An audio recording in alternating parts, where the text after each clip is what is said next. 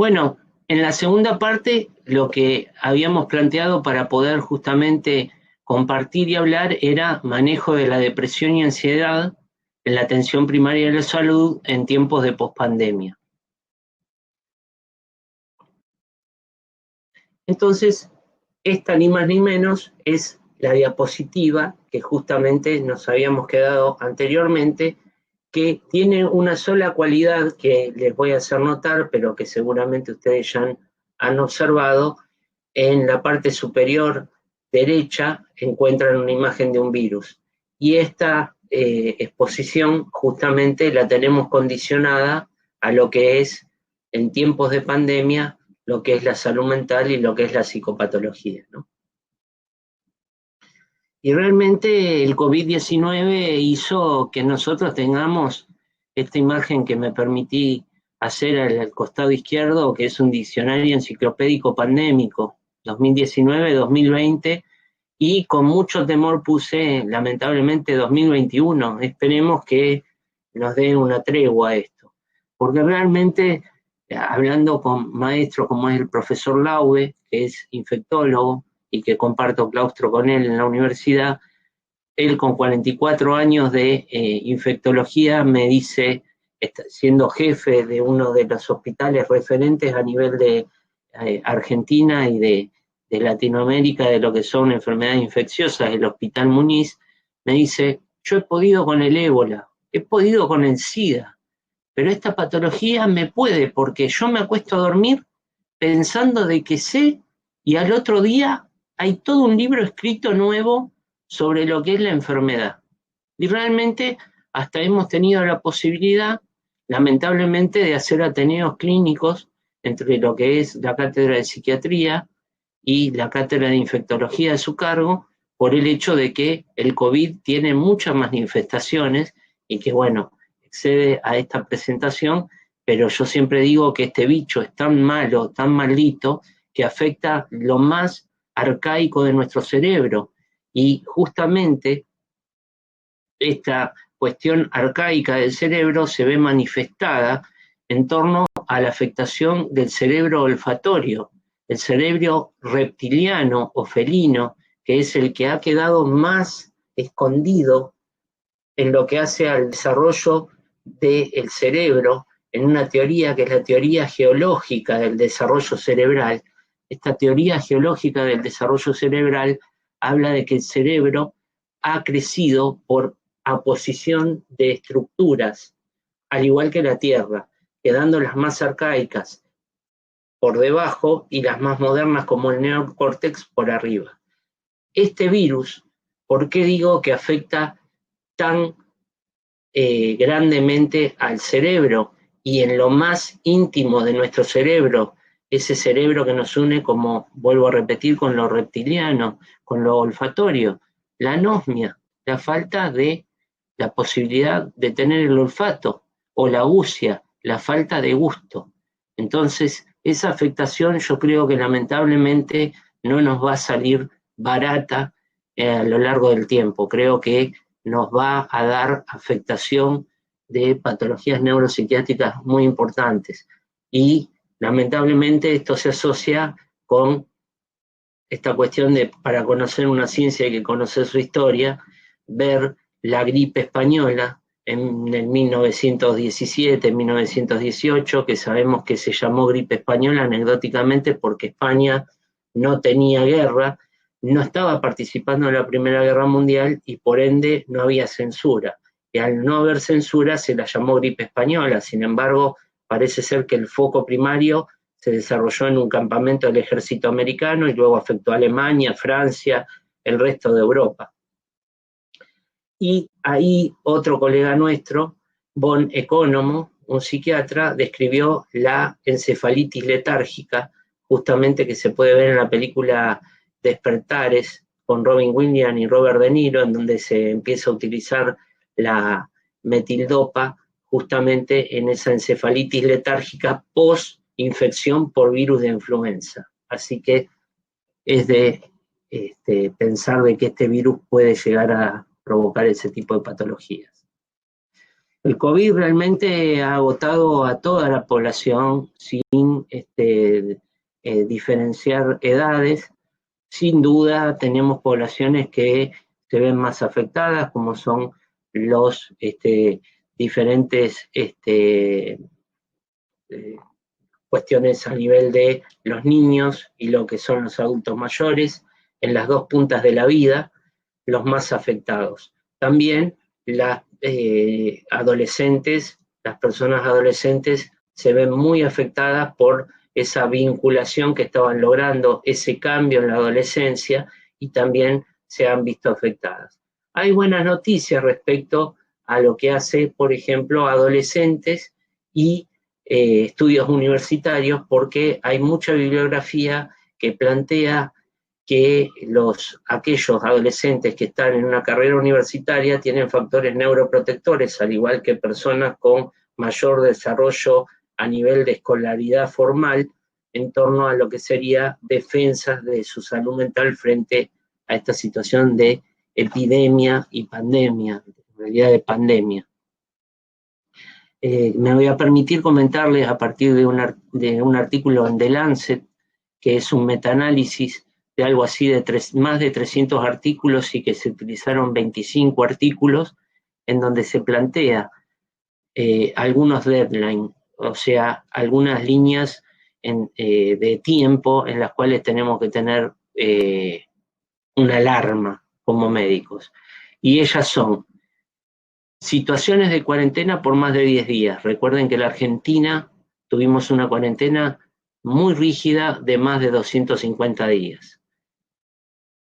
Cuarentenas mayores a 10 días ya son predictoras de aparición de patología psiquiátrica posterior a ellas. 10 días. El otro deadline habla que en promedio hasta 3 años posteriores a haber sufrido un episodio de cuarentena y pandemia puede aparecer patología psiquiátrica asociada a ese episodio de epidemia, pandemia, cuarentena asociado. Así que tenemos 10 días de cuarentena hasta 3 años en promedio de patología asociada a ese episodio de cuarentena y de pandemia.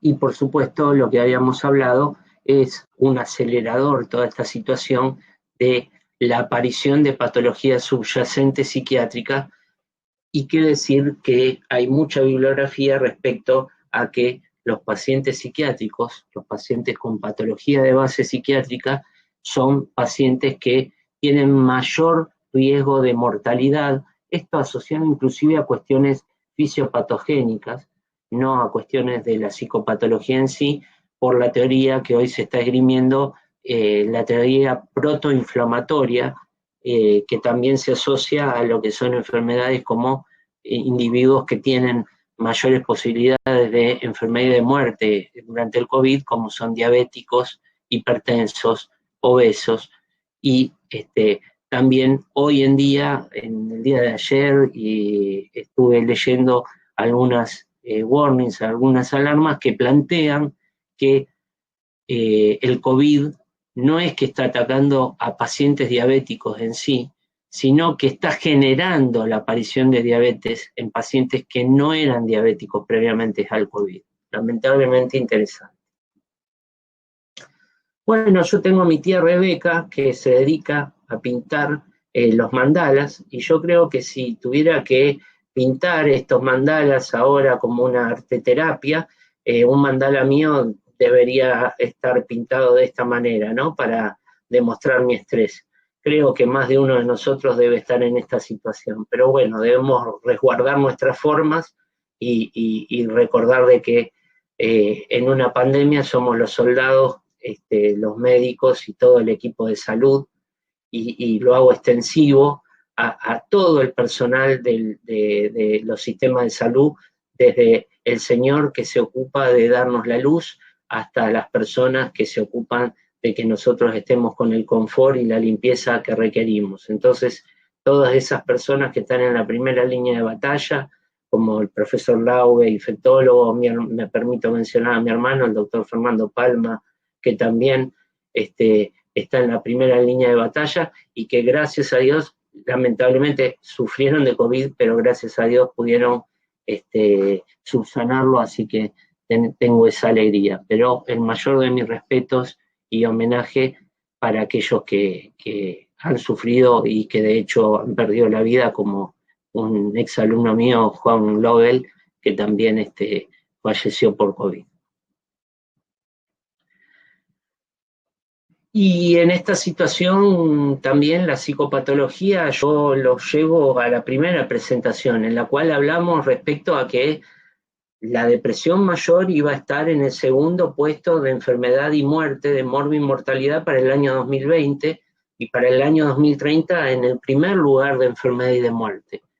Y que esto ha sido un catalizador, un acelerador, el COVID, de la aparición de estas patologías psiquiátricas y neuropsiquiátricas. Y nos encontramos en este dilema de qué hacer.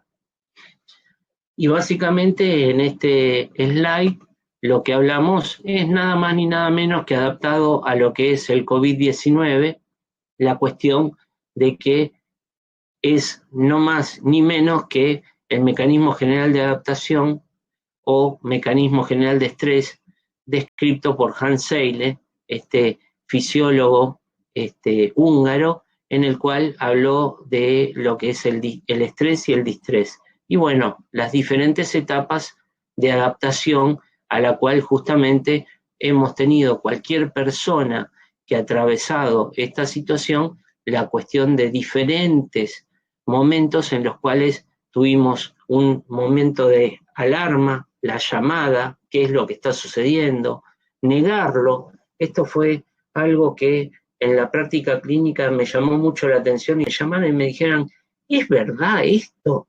¿Pasa en serio esto o es una mentira? Y realmente eran colegas muy formados, humildemente contaban con mi respeto, y tenía que plantearles que sí, entendía que sí, que no había que negarlo porque era esta situación. Bueno, la rabia, el enojo por la pérdida de la normalidad. Y lo que yo planteo es que la normalidad de la que nosotros veníamos no era demasiado buena. Entonces tenemos que ir por una nueva normalidad que sea superadora.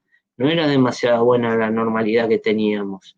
El miedo, vamos a ver, en torno a lo que es ansiedad, angustia, depresión y trastornos de ansiedad, que es el núcleo de esta charla, basados en el miedo, en el qué pasa, en la incertidumbre. Esto nos ha dado incertidumbre, y vamos a ver de la riqueza de nuestro lenguaje castellano, de nuestra lengua española, justamente a diferencia de terminologías anglosajonas que no diferencian entre angustia o ansiedad. La aceptación, bueno, esto hay que aceptarlo, hay que asociarse a nuevos hábitos, y por supuesto que si yo estoy hablando de algo progresivo y que estoy hablando de un mecanismo general de adaptación que ha surtido efecto, llegar al coronavirus que pase y que quede como una anécdota. Pero la realidad es que en todos estos ítems que nosotros podemos ver, podemos tener personas que hayan quedado en el camino, y que ese camino sea la aparición de un trastorno de ansiedad generalizada o un síndrome depresivo, como vamos a ver. Entonces, ante una pandemia, ¿es normal tener nerviosismo? La realidad es que todo lo que estamos describiendo en esta diapositiva, y que de hecho está referida a ese artículo de The Lancet que yo les mencionaba, que es un metaanálisis, está descrito que hay nerviosismo, confusión, sentimientos de pena. Yo hace más, me van a permitir que sea autorreferencial, que hable sobre mi situación, pero hace más de 8 meses que no veo a mi madre, que no se entere de que estoy triste por eso. También tengo cierto alivio, mi madre es bastante exigente, así que tampoco que se entere de eso, les pido por favor, si no voy a estar en problemas. Sentimientos de culpa, porque yo no puedo tener un mejor nivel económico para tener a toda mi familia, que podría ser lo que yo menciono, a toda mi familia en una misma casa y que todos podamos pasar esta pandemia, se matarían. El más fuerte es el que sobreviviría, con lo cual esto también, yo les quiero aclarar, el humor como recurso terapéutico es muy útil, realmente a mí me da bastante resultado, y bueno, y desmistifica estas sensaciones de sentimientos de culpa o demás.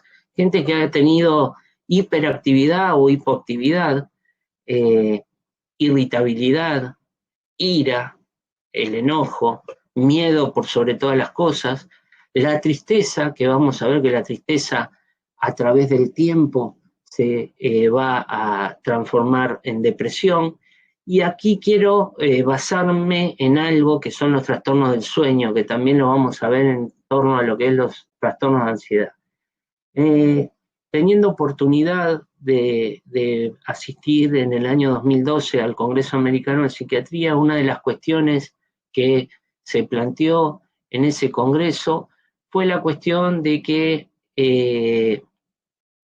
en psiquiatría muchas veces vemos como comorbilidad la cuestión del trastorno del sueño, y que la realidad es que debemos ver primero el trastorno del sueño, tratarlo, identificarlo, tratarlo y luego observar qué cuadro psiquiátrico tenemos de base.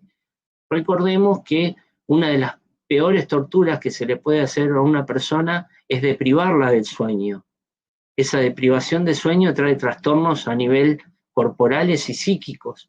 Entonces estos trastornos de sueño también hacen referencia a la cuestión de lo que es nuestro rendimiento, cuestión que también lo planteo a los alumnos y que en su momento hemos hecho esas situaciones delirantes de quedarnos sin dormir previo a rendir un examen, y hoy las neurociencias nos acercan el hecho de que durante las horas del sueño se sintetizan las proteínas para la memoria, y si nosotros no dormimos lo debido, no vamos a tener memoria de fijación, con lo cual los trastornos del sueño, qué decir, en adultos mayores que tienen trastorno del sueño, en lo que hace a los cuadros pseudo-delirantes, delirium o delirios en sí, por lo que son cuadros de Alzheimer o tipo Alzheimer.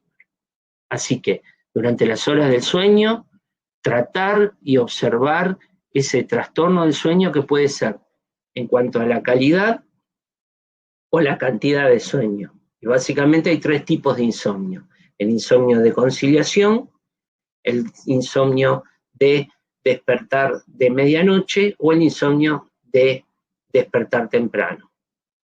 Entonces, tenemos moléculas que, por ejemplo, yo sé que, por ejemplo, el laboratorio Megalabs tiene en Ecuador la esopiclona, el neogaibal, que es muy útil, y después cuando veamos también otras cuestiones, justamente porque frente a las benzodiazepinas, la esopiclona, como el neogaibal, lo que hace es poder ser inductor del sueño sin los efectos adversos y colaterales que trae la utilización de las benzodiazepinas, que son muy útiles para poder utilizarlas por cierto tiempo, como vamos a ver. Dicho esto, otra de las cosas es lo que debajo está en grande, que es la ansiedad versus la angustia. Y nosotros realmente tenemos que pensar que ansiedad no es lo mismo que angustia. Y voy a explayarme sobre esto. Primero, la ansiedad, que es esa sensación de salirnos de sí mismo y no poder tener contención en nuestro cuerpo, de sentirnos irritables, irascibles. Y hace unos años, con un colega psicólogo, el doctor Bustamante, conjuntamente escribimos un artículo en donde hablábamos de que ya no teníamos pacientes, porque pacientes derivan de paciencia, que hoy teníamos padecientes. Realmente la gente en donde nosotros estamos incluidos, somos padecientes, porque el tiempo justamente es lo que no nos sobra.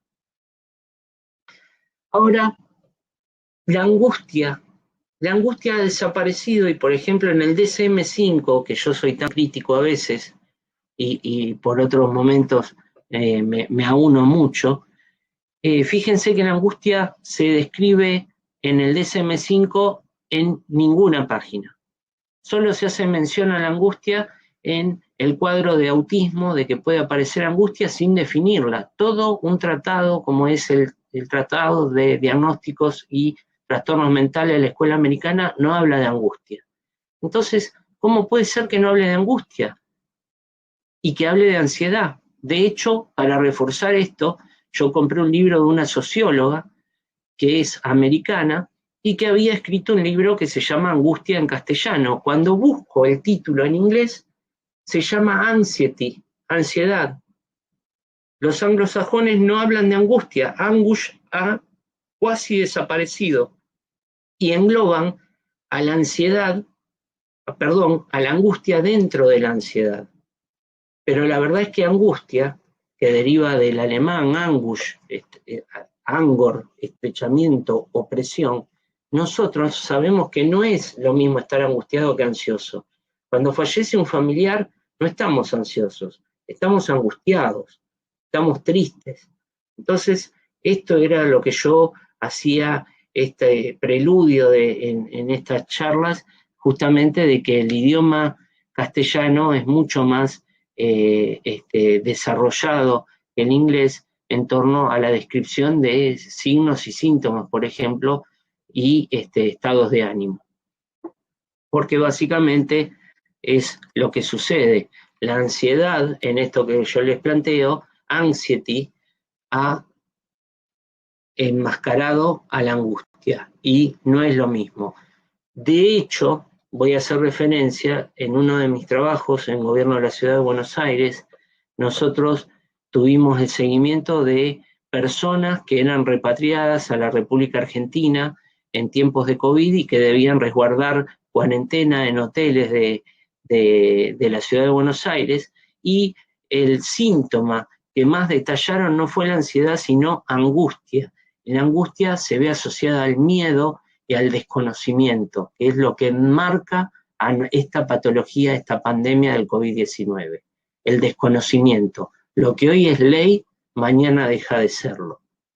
Y esa es la gran situación. Por eso, depresión, si queremos definirla bien básicamente, es la tristeza profunda que se extiende en el tiempo. Yo estoy triste y por un tiempo en el cual ya debería haber hecho el duelo por la pérdida, justamente caigo en depresión. Es la angustia que se transforma en tristeza y que esa tristeza por el desgaste y lo que es el distrés me lleva a la depresión. Tiene un correlato netamente neurobiológico, fisiológico, en lo que es el estrés, el distrés y lo que es la angustia y la depresión. Y el duelo, que es lo que hemos atravesado todos, lamentablemente en algún momento, y que en este momento es un momento de duelo por la pérdida de nuestras libertades, por la incertidumbre de cómo va a ser nuestro futuro, justamente hay que hacer la diferenciación en que si un paciente se nos pone delante y nos dice, o por teleconferencia, nos dice, estoy triste, no enmarcarlo en que está con una depresión, sino que muy factiblemente puede ser de que esté en una situación de duelo por la pérdida que nos ha traído toda la que es esta pandemia. Por eso ya marcando nuevamente Ebrard Munch en ese cuadro tan interesante para mí, es un cuadro que relata un sonido, una imagen que relata un sonido, porque es el grito, pero es ese grito afónico, ese grito que no puede transgredir la pintura porque es un grito de silencio. Y la cuestión es por la cuestión de la angustia, de la ansiedad que tiene. De hecho, cuando Ebrard Munch relata cómo se sentía cuando genera esta obra, se puede asociar a lo que es un ataque de pánico. Y ese puente que él está atravesando en ese momento, de un lado describen que había un matadero de vacas en donde se escuchaban los mugidos de las vacas al ser sacrificadas, y en la otra punta del puente había un neuropsiquiátrico donde una hermana de Ebrard Munch, que tenía una enfermedad bipolar, había cometido suicidio. Es decir, no era un lugar muy adecuado para ir a pasear. Yo le hubiera recomendado a Munch, y hizo un ataque de pánico. Y nuevamente, volviendo a este señor con un sentimiento de angustia, de desesperanza, esa expresión de tristeza, y que ya les voy adelantando, le pido que, si bien hay unas imágenes más profundas, fíjense en el ceño fruncido entre medio de sus ojos, que a eso se denomina omega melancólico, por la letra omega, justamente porque se asocia muchas veces a lo que es los trastornos depresivos. Esto era lo que yo les decía. Fíjense el omega melancólico, un signo, que no todo paciente, sabemos en medicina, no todo paciente que tenga el ceño fruncido indefectiblemente va a ser un paciente que tenga un omega melancólico, puede ser una persona que tenga un trastorno de la vista, pero está asociada la cuestión del omega melancólico a lo que es justamente los síndromes depresivos. Entonces, ya metiéndonos de lleno en lo que es la presentación, hablar de trastorno de ansiedad, en donde podemos tener las crisis de pánico, los trastornos de ansiedad generalizada, la fobia social, la fobia específica, que se va a enmarcar en que el individuo, la persona, el paciente, va a enfocar todos sus miedos a algún objeto, a la aracnofobia, por ejemplo, o qué decir de la triscadicafobia. La triscadicafobia la he visto cuando he tenido oportunidad de viajar a Estados Unidos en algunos ascensores, que el número 13 no figura, y deviene de la cuestión bíblica de los 13 del Nuevo Testamento, de los 13 en la última cena. Entonces evitan poner el número 13, y esa es la triscadicafobia. La agorafobia, el temor a los espacios abiertos o grandes conglomeraciones de personas, y la claustrofobia, que en tiempos de cuarentena muy factiblemente se generen por los espacios reducidos. La tristeza en lo que es la depresión, como hablábamos, que es la tristeza, la angustia profunda, la tristeza que se extiende en el tiempo y que no siempre se va a mostrar como tristeza. Muchas veces puede venir el paciente y mostrarse como ansioso o irritable. Ahí también vamos a ver una imagen justamente generada por un colega, un estimado colega y hermano, el doctor Vanini, que está en el Perú, que justamente me hizo llegar una presentación, y justamente asocia lo que es la diferenciación entre los trastornos de ansiedad generalizada y las depresiones. Y acá vemos justamente de una de las Biblias de lo que es la psicofarmacología, que es la psicofarmacología de Stephen Stahl, un autor americano, justamente lo que son los síndromes depresivos y lo que puede aparecer. Los pacientes con síndromes depresivos pueden tener irritabilidad, ser irascibles, estar con bajas deseos de realizar acciones que anteriormente tenían, alteraciones del sueño, agitación, disfunciones a nivel de lo que hace el peso corporal, puede ser con hiperfagia o hipofagia, es decir, estar anoréxicos o hiperéxicos,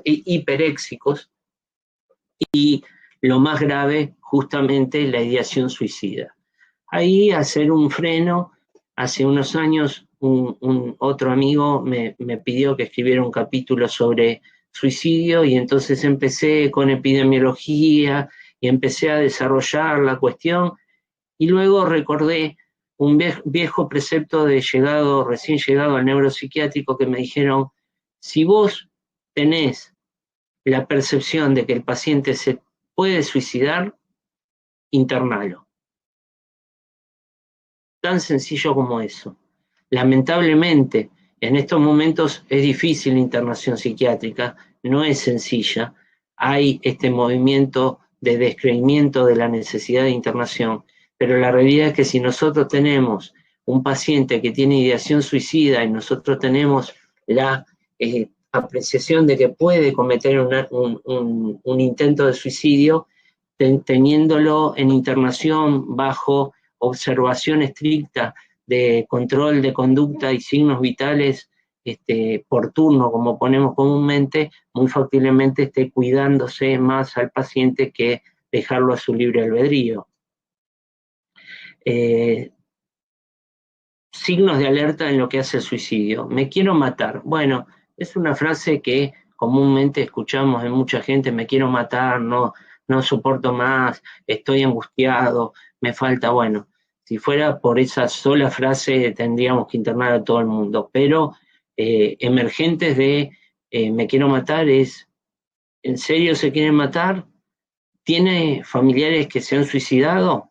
Ya es una cuestión de alarma. Si tiene antecedentes genéticos de familiares que se han suicidado. El hecho de que si piensa en matarse, si ya pensó y ya se hizo de los medios para cómo hacerlo. Sí, me voy a matar. ¿Con qué? ¿Con un revólver? ¿Ya lo compró? Sí. Otro criterio de alarma.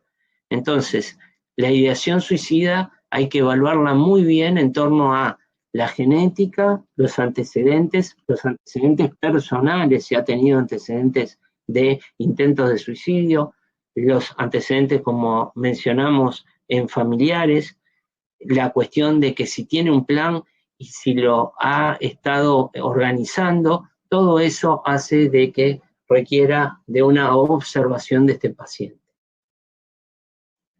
Bueno, fíjense que llegados al TAG, el trastorno de ansiedad generalizada, que es un conjunto de patologías, como estuvimos viendo, es la cuestión de la activación de núcleos que hacen a la ansiedad, que a su vez el paciente se encuentra con fatiga, tanto psíquica como corporal, con déficit en la concentración, trastornos en el sueño, como hablábamos, irritabilidad, tensión muscular, preocupación generalizada y la ansiedad generalizada que se asocia con el miedo. Esta diapositiva que la habíamos visto anteriormente, y recuerden que era la diferenciación entre los trastornos de ansiedad que se dan en neurosis y estos que se dan en neurosis, como es el trastorno por estrés postraumático, que fue separado del gran grupo de los trastornos de ansiedad generalizada, por el hecho de que tanto el estrés trastorno por estrés postraumático como el trastorno obsesivo-compulsivo pueden llegar a tener componentes psicóticos, es decir, que tienen pérdida de contacto con la realidad, con productividad psicótica, como vimos, como puede ser el delirio, que es una construcción mental que carece de lógica, o lo que son alucinaciones, que es la percepción sin objeto. Veo, escucho o siento cosas que no existen. Esto que habíamos hablado, la crisis de pánico, el panic attack. Y bueno, ya yendo también a lo que es la trinchera, el ataque de pánico o crisis de angustia, y básicamente, ustedes lo saben como colegas que son, el diagnóstico diferencial por excelencia es el infarto agudo de miocardio. Y básicamente lo que siempre planteamos es que en la trinchera, en lo que es la atención en la guardia, en el servicio de urgencia, atenderlo como un posible, factible infarto agudo de miocardio, que de esa manera necesitamos hacer enzimas cardíacas, necesitamos hacer un electrocardiograma, recordando que el electrocardiograma en promedio hasta 6 horas posteriores a un evento cardiológico puede no mostrar diferencias en el trazado, por eso la necesidad de hacer enzimas cardíacas prontamente. Pero a su vez podemos seguir tratando ese ataque de pánico con la administración de una benzodiazepina. Una benzodiazepina que de esa manera el paciente vaya disminuyendo su ansiedad. O por otro lado, sumado a eso, se conoce el hecho de que el proporcionar a un paciente simplemente 500 miligramos de ácido acetil salicílico disminuye en un 40-60% en la primera hora de un evento cardíaco la morbimortalidad de ese paciente, simplemente con una aspirina de 500 miligramos. Por supuesto, recordar lo que es la protección gástrica, no tanto por la conformación de ácido que vaya a afectar la mucosa gástrica, sino que recordemos que el ácido acetilsalicílico es mediador de inhibir las prostaglandinas, que a su vez, por un lado, generan dolor, pero por otro lado son precursoras de la mucosa gástrica. Entonces, yo voy tratando al paciente como un posible trastorno de pánico, mientras tanto observo de que no sea un infarto agudo de miocardio, y de esa manera, también haciendo mención a otro maestro en lo que fue mi formación como médico legista, el profesor Achával, siempre decía poner fecha y hora, porque a esta fecha y a esta hora el paciente no tenía un infarto agudo de miocardio, que ante eventualidad regrese a la guardia ante los signos de alerta, pero recordando esta cuestión de que hasta 6 horas posteriores, por ejemplo, un electrocardiograma puede no dar alteraciones en su registro. Y por otro lado, también la cuestión de que puedo realizar a un paciente y observarlo por la mañana, y bien saben ustedes, por la tarde manifieste algo que a la mañana no tenía. Así que el trastorno de pánico, tratarlo, la crisis de angustia, tratarlo como un infarto agudo de miocardio hasta que no demuestre lo contrario, sudoración profusa, sensación inminente de muerte, dolor opresivo en el pecho, en pata de elefante, que se extiende al miembro superior izquierdo, todo tal cual en infarto agudo de miocardio. Y acá la diapositiva que les decía, habíamos visto con Fernando Vanini, que justamente habla de trastorno depresivo mayor y los trastornos de ansiedad que nos convocan en esto específicamente. Y fíjense que hay componentes que explican el porqué de otras cosas que vamos a desarrollar después, porque justamente en ambas entidades nosológicas se desarrollan trastornos del sueño, trastornos en la concentración, fatiga psíquica o muscular y falta de activación de la persona. Y la persona, básicamente, cuando hablamos de patología psiquiátrica, hablamos de patología psiquiátrica cuando la persona se nota o los demás lo notan que ha perdido su esencia. En ese momento es que nosotros tenemos que pensar que estamos frente a una patología psiquiátrica, y más como puede ser un trastorno depresivo mayor o un trastorno de ansiedad con estos signos y síntomas que se pueden dar comórbidamente tanto en un trastorno de ansiedad como en un trastorno depresivo mayor. Por eso también la facilidad que nos va a otorgar en lo que hace al tratamiento, al tener esta comorbilidad, porque va a ser un tratamiento cuasi idéntico en lo que es trastorno de ansiedad o trastorno depresivo. En lo que hace a la salud mental tenemos una serie de posibilidades de establecer tratamientos paliativos, pero aquí nos vamos a quedar en la psicofarmacología clásica. ¿Por qué? A ver, la psicofarmacología también tiene un estigma, como hablábamos con la doctora Nancy, respecto al hecho de que la psicofarmacología tiene una estigmatización.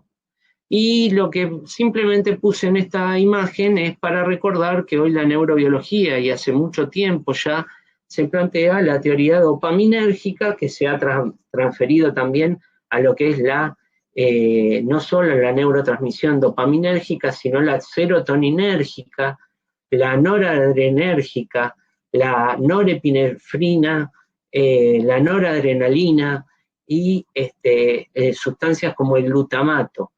Yo ya tengo 20 años de recibido, y durante mi formación básica nos decían que las células de la glía eran células de sostén en el cerebro.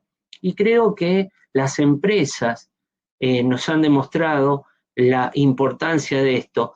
¿Por qué digo? Porque las células de la glía han terminado siendo la logística, aquello que justamente provee de las cuestiones para que el cerebro funcione. Y si yo tengo una mala logística, que es la célula de la glía, representada con la liberación del glutamato en sí, el cerebro no va a poder funcionar bien. Entonces esa logística hace que este cerebro representado por las neuronas, que siempre las pusimos como el protagonista, justamente tenga que ser un balance entre lo que es la logística que sostiene a la parte funcional. Si la logística falla, la función falla. Entender que los cuadros depresivos se definían por la teoría dopaminérgica y haciendo una cuestión limitada de la situación, una disminución de los neurotransmisores.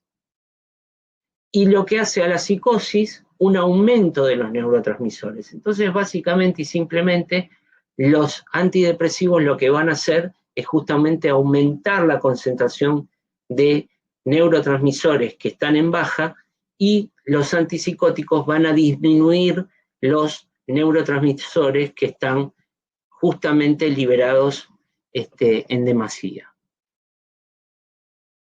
Ahora, una pregunta que nos pueden llegar a hacer o que nosotros mismos nos podemos hacer: ¿sirve la medicación psiquiátrica? Y bueno, fíjense que este muchacho, Sigmund Freud, yo siempre quiero mencionarlo como Freud porque Freud es en la cuestión anglosajona. Freud lo que plantea es que en su esquema para el psicoanálisis en el año 1938 dice básicamente que él cree que va a haber sustancias químicas específicas que van a actuar sobre los volúmenes de energía y el aparato anímico en algún momento, pero que por aquel entonces él no la tenía. De hecho, ustedes saben que él en un primer momento, de hecho, hizo un tratado sobre la cocaína porque pensaba que la cocaína podía ser un tratamiento psiquiátrico válido. Luego tuvo la inteligencia y la honorabilidad de darse cuenta de sus efectos deleterios, pero él, básicamente, el padre de la palabra, el padre del psicoanálisis, en este esquema del psicoanálisis de 1938, plantea de que él presupone que en algún momento van a existir, si se me permite la cuestión, como ustedes leen, sustancias químicas específicas que si las reemplazamos podemos decir existirán psicofármacos que nos van a dar función. Así que si el padre de la palabra ya lo pensaba, qué decir si funciona. Pero tenemos datos específicos. Manuel Merck, manual de medicina. Mi padre decía que si uno sabía el manual Merck, sabía toda la medicina. En el manual Merck, recuerdo que en la 9ª edición, plantea que en el año 1952 se sintetiza la clorpromacina, que fue el primer antipsicótico. En 1958, 6 años después de su uso, redujo un 70% de las camas psiquiátricas. Es decir, de 100 pacientes internados, 70 se iban a su casa. Así que la medicación psiquiátrica, el padre, la palabra Sigmund Freud y del psicoanálisis, consideraba, y dicho por psicoanalistas ortodoxos, interpretan esto como una apreciación de lo que sería la psicofarmacología, y estos datos refuerzan la utilidad. Ahora bien, esto yo lo llamo la bodega de la psicofarmacología. ¿Por qué? Porque nosotros en esa cuestión de no tener ansiedad, de no estar en una situación de incertidumbre como médicos, queremos decir antiepiléptico, antipsicótico, ansiolítico, antidepresivo, y tratar de enfocarlo en eso. Y, por ejemplo, he tenido problemas con pacientes en su momento con neuropatías periféricas que le he dado antiepilépticos y me han dicho, y no se asociaban al tratamiento porque me decían: yo no voy a tomar esto porque yo no soy epiléptico. Y sin embargo sabemos que los antiepilépticos sirven para el dolor neuropático. Entonces, ¿qué sucede? Sucede que básicamente podemos describir que hay en una clasificación acotada de psicofármacos ansiolíticos que degradan la ansiedad, por excelencia las benzodiazepinas, hipnóticos en donde también se pueden utilizar y se utilizan ansiolíticos, pero como yo les hablaba de la esopiprolona, el neogaibal, por ejemplo, son los que hoy están más indicados para lo que son los trastornos del sueño. ¿Por qué? por la situación de que no traen Hanover, que es el efecto resaca, no traen dependencia, no traen tolerancia, es decir, que se pueden utilizar más a lo largo del tiempo, no necesito mayores dosis para obtener el mismo efecto y de hecho lo puedo cortar el tratamiento de un día para el otro. Los antidepresivos, que vamos a ver que también, más allá de que se llaman antidepresivos, los podemos utilizar y son una herramienta fundamental en lo que son los trastornos de ansiedad generalizada.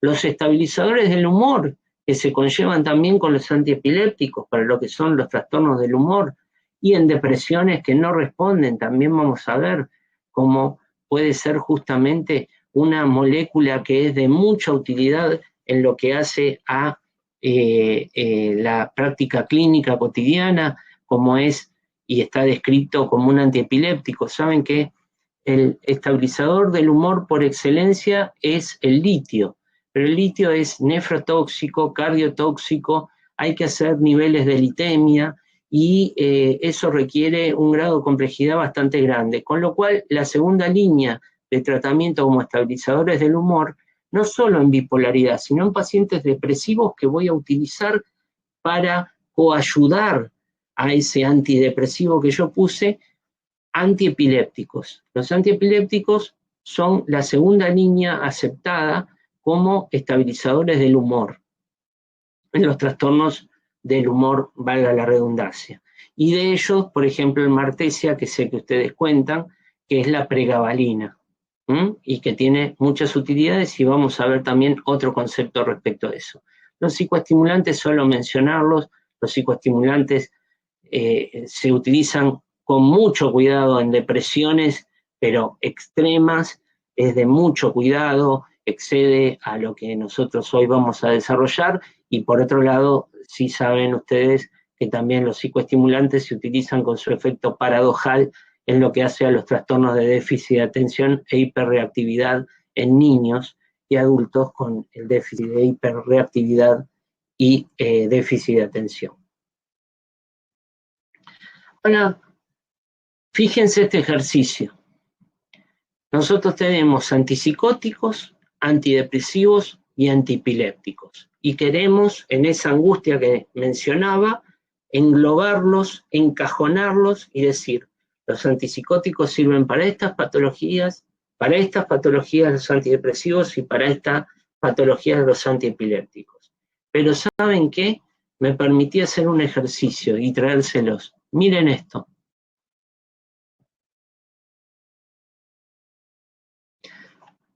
Un antipsicótico puede ser indicado también para una patología que puede ser tratada con un antidepresivo o con un antiepiléptico. Un antidepresivo puede ser utilizado también en psicosis o en epilepsia o en el campo de lo que va a tratar los antiepilépticos. Entonces, estamos dándonos cuenta que justamente en esa ansiedad, esa falta de posibilidad de tener incertidumbre, queremos englobar, encasillar en esa bodega que yo les había mencionado y les había mostrado, justamente de la psicofarmacología, los psicofármacos. Y la realidad es que los psicofármacos atraviesan las patologías. Y esto se llama molécula transnosológica. Con una sola molécula yo puedo hacer mella a varias patologías en sí, representadas en una bala que está atravesando esas bolitas que representarían diferentes patologías o signos y síntomas. Y entonces aquí llegamos al conocido Martesia o pregabalina, y justamente a otra de mis amores que siguen siendo hasta el día de hoy, que es la Victorinox, la cortapluma multiuso, y que justamente esto tiene una historia. Cuando yo era pequeño, si bien éramos de una clase trabajadora, porque mi padre era un obrero de la medicina, no teníamos el dinero como para que yo estuviera pidiendo que me compraran una cortapluma, y me permito comentárselos en torno al horario y al tiempo que ya hemos compartido. Tomaba un bus desde mi casa y hacía como 1 hora y media de viaje para ir a un negocio, un comercio donde vendían las portaplumas y yo las veía, el negocio inclusive estaba cerrado, las veía en la vidriera y volvía 1 hora y media a mi casa. Entonces esta fascinación tiene un cierre en cierto momento porque cuando mis padres pudieron viajar, me la compraron a sabiendas de mi favoritismo y esta cuestión con Victorinox. Pero fíjense que he utilizado esto como una cuestión de una analogía de lo que es una molécula transnosológica, porque justamente con una molécula a ustedes van a poder observar, puedo hacer mella a diferentes patologías. De Martesia sirve, ahí pueden observarlo, para trastornos aprobados por la FDA, la Food and Drug Administration de Estados Unidos, en blanco las patologías que están aprobadas, y off-label, esto extraído de también Stephen Stahl de psicofarmacología, fuera de prospecto, otras patologías, y me he permitido modificarlo en patologías que también lo utilizamos. Es la primera, Martesia es la primera de las moléculas en la historia de la humanidad indicadas y aprobadas específicamente para lo que es la fibromialgia. Antes de eso no había un tratamiento específico, como ustedes saben. Se daban antidepresivos, se daban antiepilépticos concomitantemente, y bueno, y analgésicos, por supuesto, que podían llegar a ser opioides, y que se siguen utilizando, pero realmente para la fibromialgia, indicación por la FDA aprobada, el Martesia, la pregabalina. Para trastornos de ansiedad generalizada, es muy interesante, muy importante, la introducción de el Martesia, la pregabalina, en lo que es el trastorno de ansiedad generalizada. Es importante, ¿por qué? Porque entra en un campo de lo que eran antes las benzodiazepinas, porque en promedio está descrito que 5 días posteriores a instaurar tratamiento con Martesia, con lo que es la pregabalina, justamente tengo la cuestión de tener un efecto benzodiazepínico símil, sin tener los efectos colaterales de las benzodiazepinas, como son tolerancia, dependencia, efecto Hanover, efecto resaca.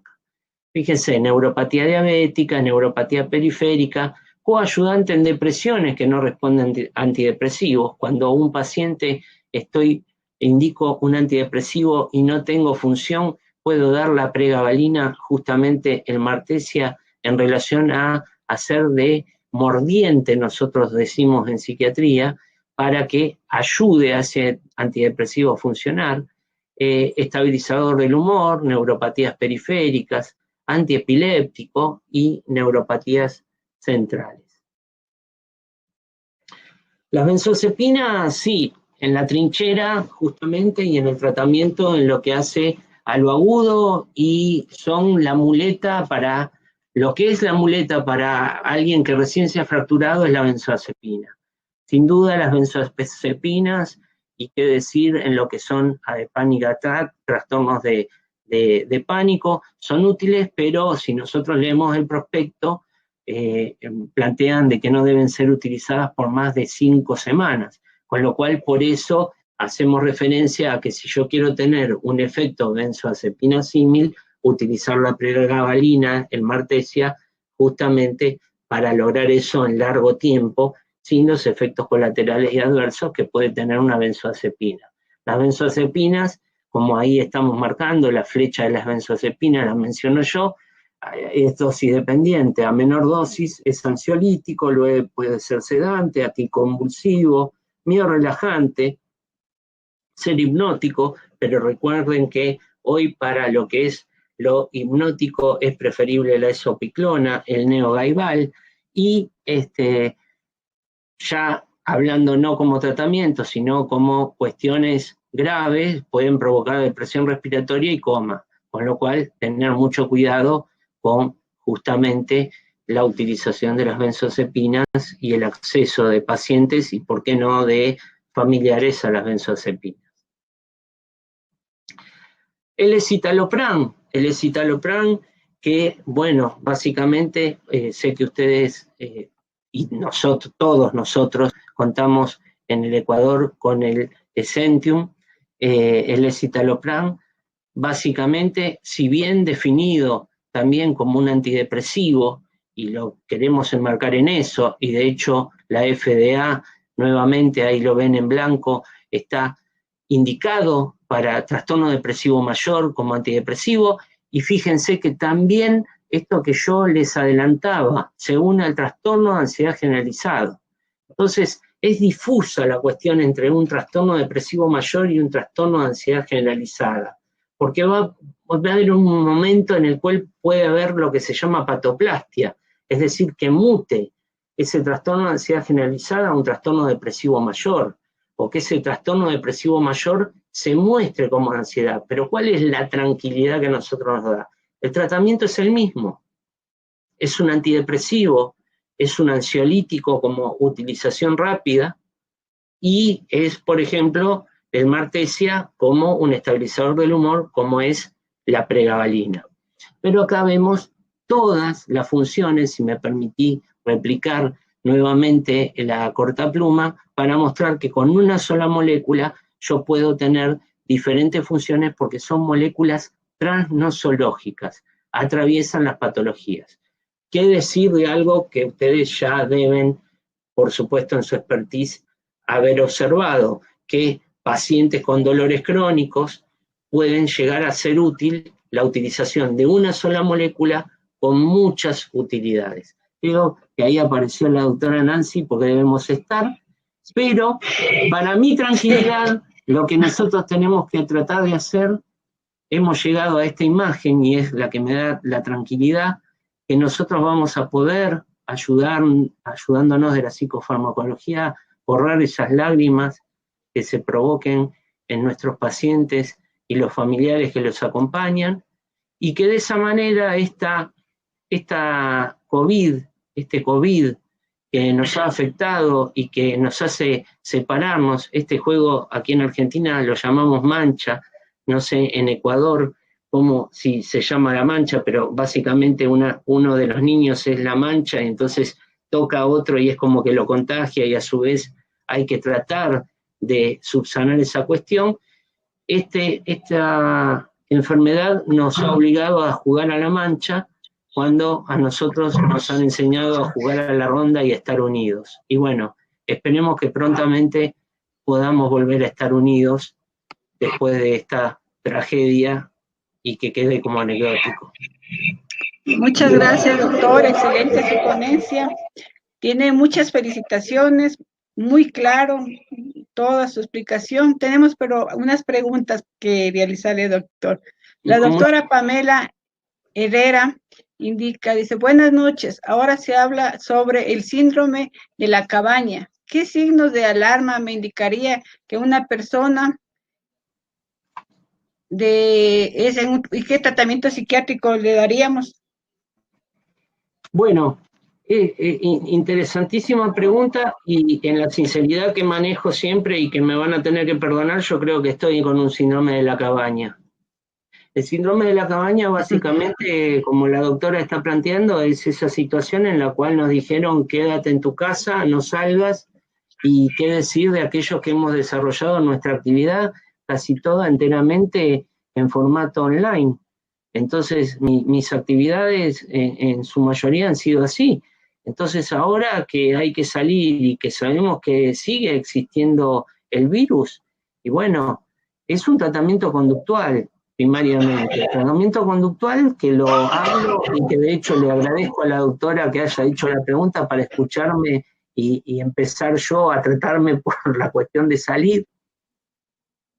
Es la situación de justamente el paciente encuentra esta cuestión de la agorafobia, el miedo al salir al afuera, la cuestión de sentirse cómodo en la cabaña. Está descrito este síndrome de la cabaña como una cuestión de personas que estaban en la incertidumbre de estar en un bosque a la buena de Dios, sin ningún tipo de resguardo, y encontrar una cabaña, y en esa cabaña encontrar resguardo del frío, de la lluvia, de animales salvajes y demás.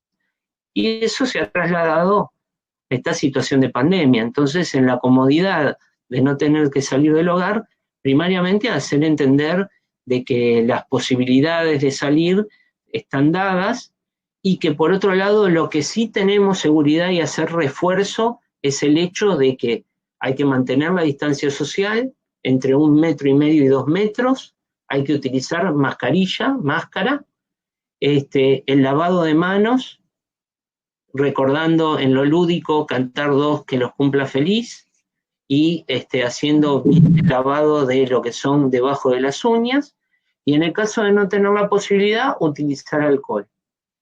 Yendo a lo que la estimada colega plantea, yo considero que lo primero que hay que hacer es comenzar a hacer salidas regladas, que se sienta segura la persona, que justamente sepa de esto que nosotros sabemos que nos inhibe de la posibilidad del contagio y que por otro lado, si observamos justamente que ya estamos en el terreno de la fobia y de la ansiedad, tenemos la presunción de que podemos comenzar con un tratamiento con, como habíamos dicho, en lo agudo benzodiazepinas y concomitante la utilización de martesia, la pregabalina, y si vemos que todo esto se lleva a una cuestión fóbica, ansiosa, muy pronta, ya pensar en el tratamiento con antidepresivos como el Essentius, que nos da mucha seguridad, el escitalopram en lo que hace el tratamiento.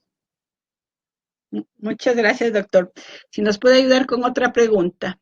Dice el doctor Andrés Guarnizo, ¿en qué momento un mecanismo de defensa que hasta cierto punto es una situación, como en este caso la pandemia, puede agravarse en una exposición indefensa con síntomas como una sinofilia incapacitante? ¿Cómo prevenir esta evolución? Bueno, mecanismo de defensa, como bien el colega plantea, el mecanismo de defensa está dentro de lo que son los mecanismos propios de la personalidad.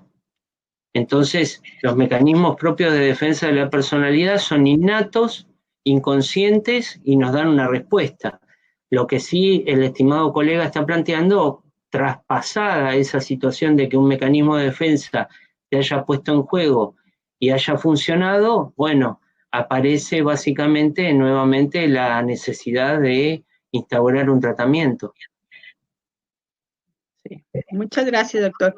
El doctor Edwin Soria dice, en estos momentos el escenario en que se desenvuelve la relación médico-paciente ha dado un giro total.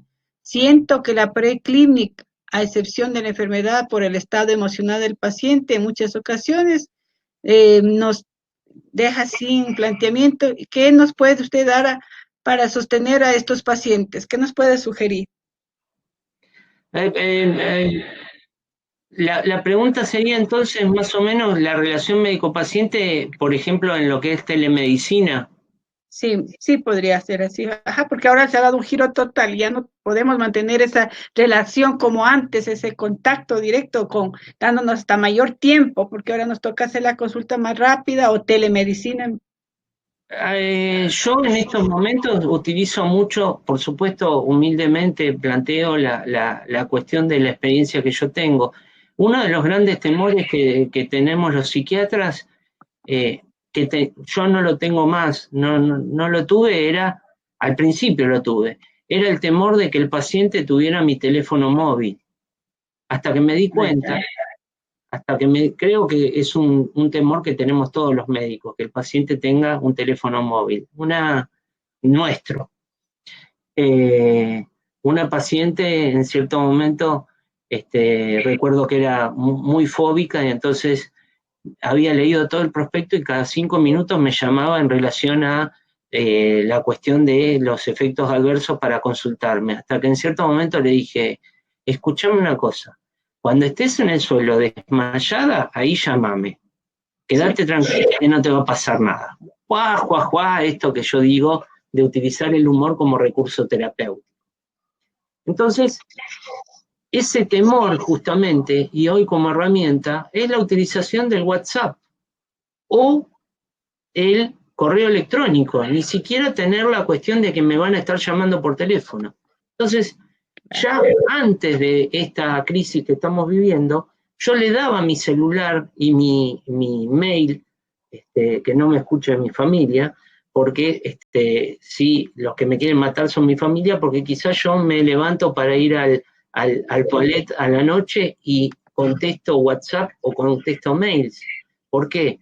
Porque quizás es un mail que es de una página, de 2 páginas, y el paciente me está transmitiendo toda su angustia. Pero a las 3 de la mañana, ese paciente que me escribió 3 páginas y que yo leo entre líneas y le digo, quédate tranquilo que mañana lo hablamos, pero por el momento hace esto, esto y esto, es maravilloso para el paciente. La contención de saber que el otro está del otro lado. Yo te voy a contestar, vos escribime el mail que yo te lo voy a contestar. Vos mandame un WhatsApp que en el momento en que yo pueda te lo voy a contestar.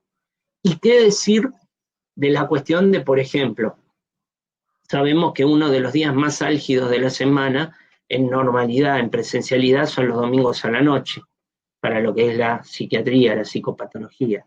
Entonces, en consulta, estar escuchando y decir al paciente, ay, no sé qué voy a hacer el domingo a la noche porque estoy sola y entonces no sé qué voy a hacer. Bueno, domingo a la noche es como yo les digo, vengo con mi celular, me escondo para que no me vea mi familia porque me quieren matar.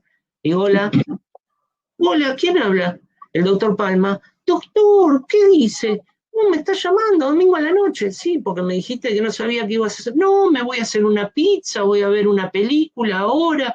Entonces, más allá de que yo corra riesgo de muerte por mi esposa que me vaya a asesinar porque estoy trabajando y escondiéndome un domingo a la noche, que es un deporte extremo que practico, la situación es que adelantarnos a esa necesidad que tiene el paciente y no tener el miedo de justamente de que tenga nuestro teléfono móvil, sino nosotros adelantarnos y llamar y decirle, ¿cómo estás? Me estoy acordando de vos. Muchas gracias, doctor. Excelente respuesta.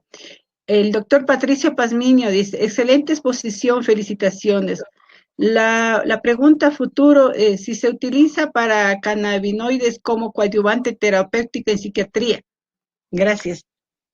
Bueno, justamente tuve participación en proyectos sobre cannabis.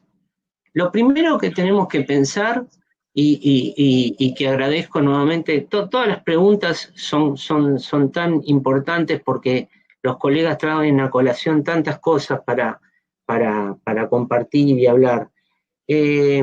Nuevamente, bueno, yo tuve que declinar una invitación de Raúl Balseca, mi íntimo amigo ecuatoriano, en el Congreso Americano de Psiquiatría, porque ese día se daban todas las charlas sobre cannabis en lo que era el Congreso Americano de Psiquiatría. Entonces, una de las cosas primarias, yo me quedé para escuchar esas charlas, estaba muy interesado. Lo que primariamente se plantea es que el cannabis tiene una situación de un estigma también.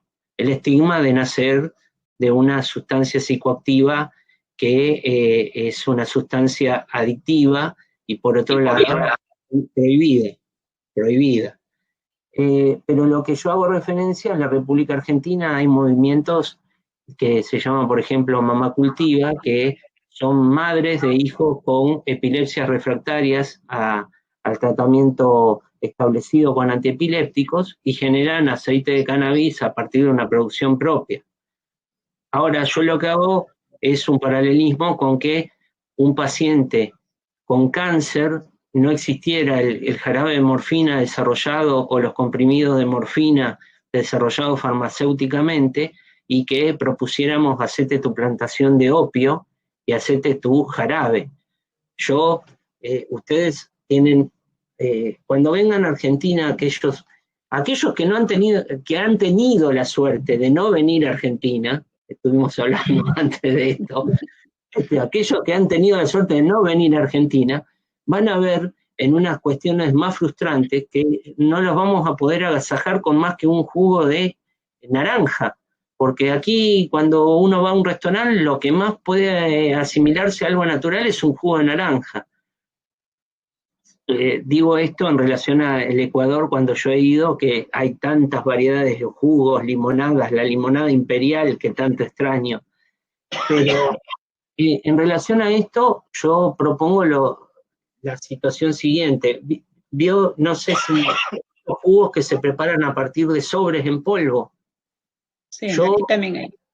Por eso, bueno, básicamente yo desafío a cualquier persona a que me prepare un jugo y que nosotros después lo analicemos y que el jugo nos dé perfectamente el mismo sabor y la misma concentración de una preparación a otra. Nunca el jugo coincide conmigo, nunca sale del mismo sabor, el jugo preparado en polvo. Lo mismo sucede con el cannabis, si voy a hacer un aceite de cannabis artesanal. Si es una formulación a nivel farmacéutica, como existen hoy en día, con 98% de pureza en torno a, por ejemplo, el cannabidiol, bueno, ahí estamos de acuerdo. Lo que pasa es que tiene el estigma de salir de una sustancia psicoactiva como es el cannabis. Lo que sucede es que el cannabidiol, que recientemente se aprobó en la República Argentina su uso,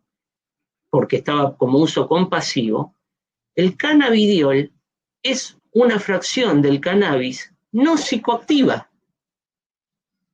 Así que uno puede ingerir la cantidad de cannabidiol que quiera, que es lo que se utiliza como principio activo en el tratamiento de los síndromes convulsivos no reactivos al tratamiento con anticonvulsivantes tradicionales, que no es psicoactivo.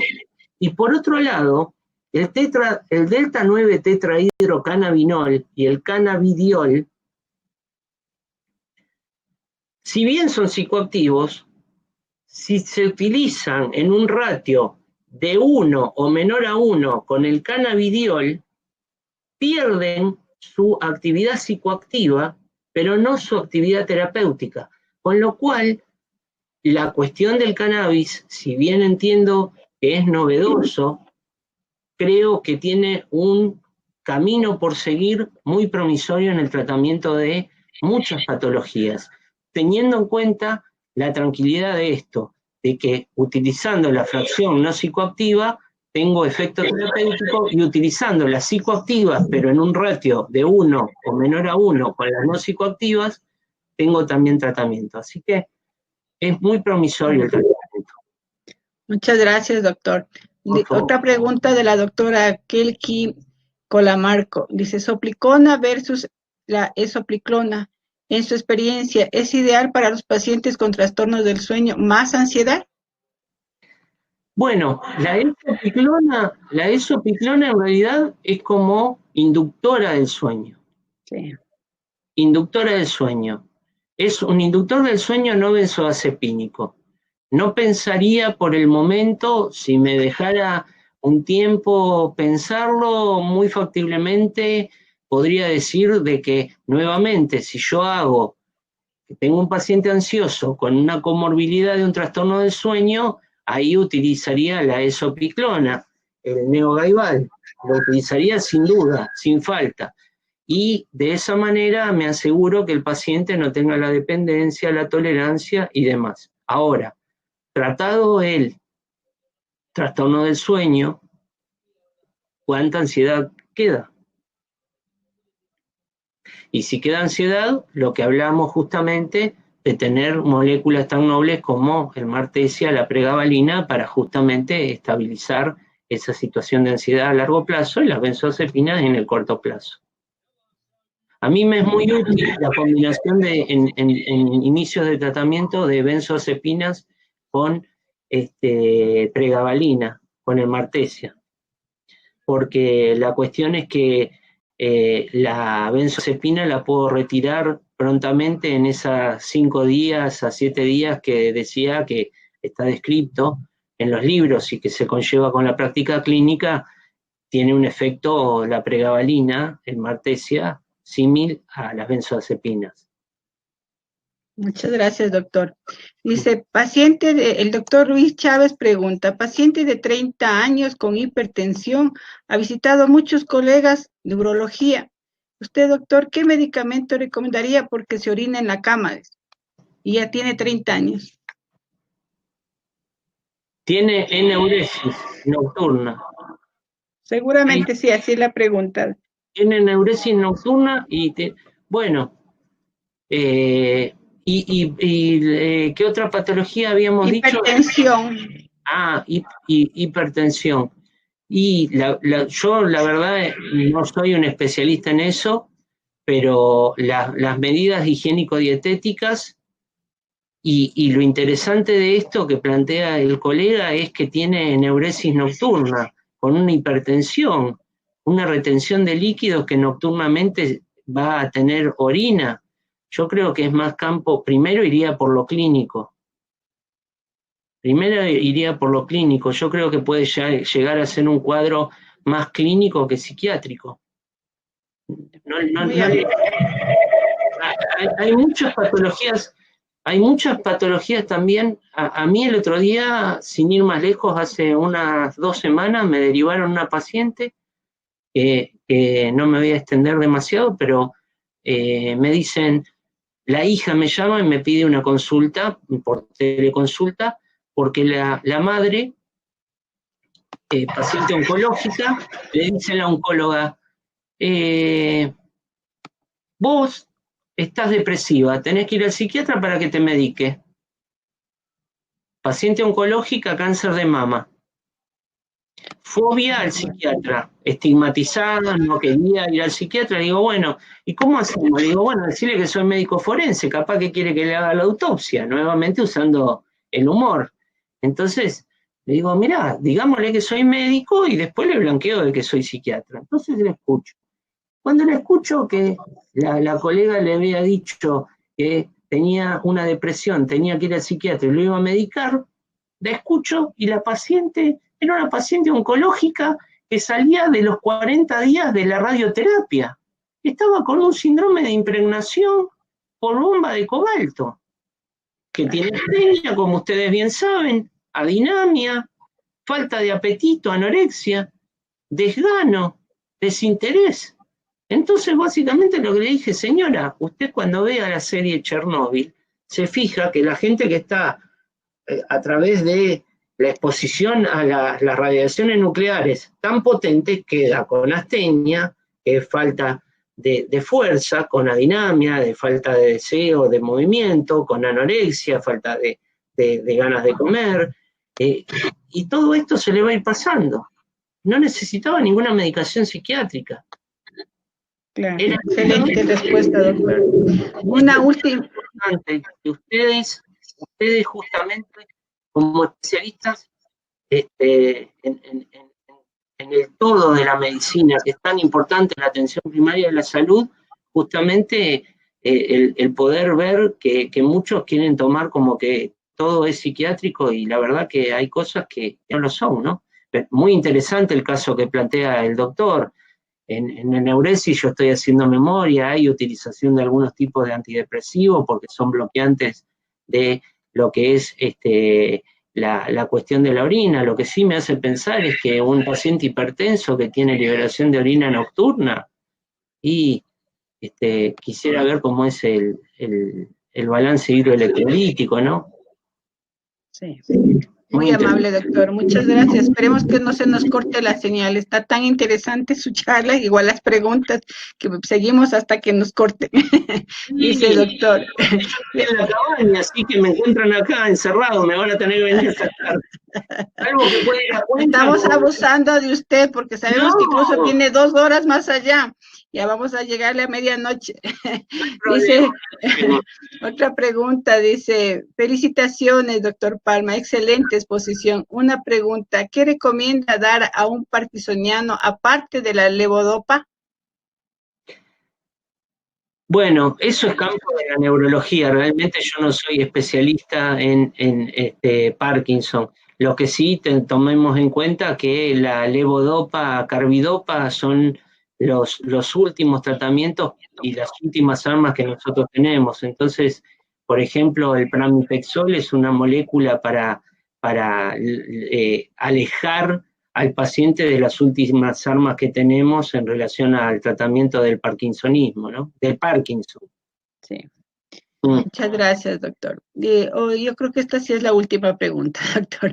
Dice, su opinión sobre el uso de la melatonina como inductor del sueño.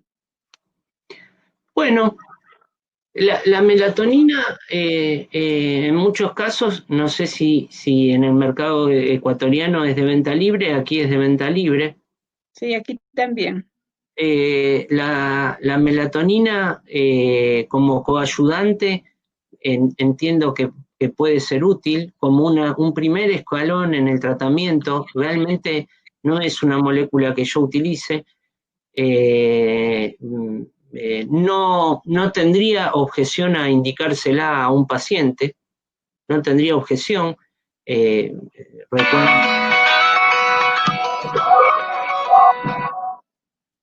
Ahí le están llamando. Sí, no se preocupe, doctor.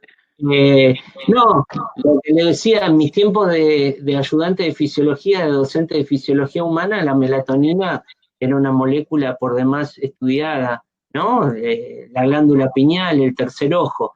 Sin duda, no tendría ninguna objeción a probar con melatonina en los inicios, sí tomar en cuenta que la melatonina tiene problemas en lo que es el rendimiento sexual masculino, trae algunos trastornos a nivel de la sexualidad.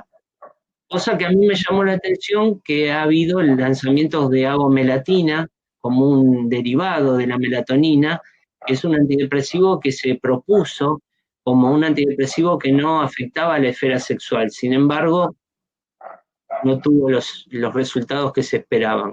Pero bueno, tomando en cuenta que siendo la melatonina una sustancia de reposición de una generación de una sustancia endógena, puede ser un buen primer escalón. Lo que pasa es que somos más ortodoxos los psiquiatras, ¿no? Vamos por una esopiclona, por una benzodiazepina.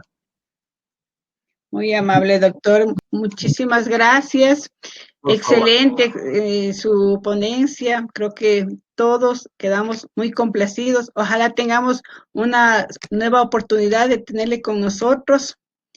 Y si ya pasamos esto de la cabaña, podamos vernos, ojalá ya personalmente, tenerlo acá en el Ecuador. 2020 me ha sacado la posibilidad de que justamente tenía la invitación para poder ir a Cuenca y poder ir a mi querido Quito y encontrarme con íntimos amigos ecuatorianos, hermanos de la vida, y la verdad que es lo único, bueno, el hecho de habernos sacado a tantas personas cercanas o haber enfermado es lo más grave, pero un daño secundario ha sido esto de separarnos, ¿no? Así que sin duda extremadamente agradecido y me sentí en este espacio estar con ustedes, en el cual les mando un abrazo muy grande a todos, esperando que ustedes y sus familias estén bien y que prontamente podamos vernos.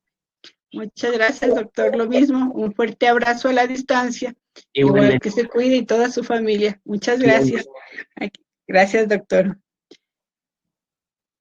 Un pequeño aviso nada más de invitación que les vamos a hacer para las próximas conferencias, que son el 8 de diciembre, el tema trastornos del sueño, por el doctor Eduardo Arizaga, y la enfermedad de Menier por la doctora Ivone Intriago. Y muy amables a todos por haberse quedado hasta estas horas. Hemos estado con más de 70 personas al aire. Que tengan una feliz noche. Muchas gracias. Y nuevamente gracias al laboratorio auspiciante Megalabs. Una buena noche con todos.